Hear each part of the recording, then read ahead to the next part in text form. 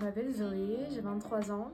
Je suis diplômée d'école d'ingénieur chimie ParisTech et là actuellement je poursuis mes études en master spécialisé Supply Chain Design et Management à l'école des Ponts. J'ai rejoint PIT 3EF.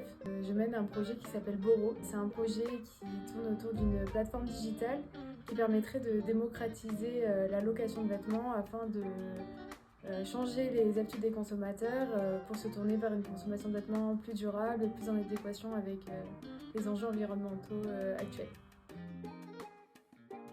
Jusqu'à présent, j'ai quand même eu de la chance d'avoir été bien entourée et je me suis aperçue que je me mettais moi-même des barrières. Je m'auto-censurais par peur de ne pas réussir et que je partais du principe surtout que si je commençais à entreprendre, c'était pour réussir et pour performer et pas juste par volonté. Je dirais qu'on a une sensibilité au risque qui est beaucoup plus accrue. On va avoir un côté beaucoup plus rationnel qui va vraiment avoir des avantages dans la mise à bien de nos projets. On tombe sur des stéréotypes qui peuvent parfois nous bloquer. Et je pense que la meilleure réaction, c'est de se servir un petit peu de cette révolte et montrer que ce n'est que des injonctions et pouvoir les déconstruire.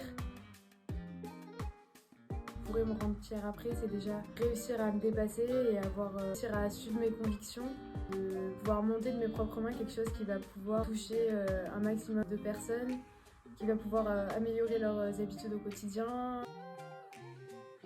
J'écoute beaucoup de podcasts et je m'inspire beaucoup d'entrepreneurs et entrepreneuses qui ont déjà monté des boîtes qui ont connu un grand succès. Donc Laure Babin qui a monté Zeta, entreprise de basket recyclé. Et la deuxième personne à laquelle je pense, c'est Justine Hutto, qui est la fondatrice de Respire, qui est une marque de cosmétiques naturels. De ne pas avoir peur de se lancer. Il ne faut pas se lancer pour avoir envie de prouver des choses, mais plutôt pour suivre une volonté, des convictions, pour être en adéquation avec ses valeurs, de bien s'entourer, de s'entourer des personnes en qui on peut parler en toute confiance du projet, des personnes qui vont être capables de faire des retours qui soient positifs et négatifs, des retours qui permettent d'avancer et d'aller vers l'avant.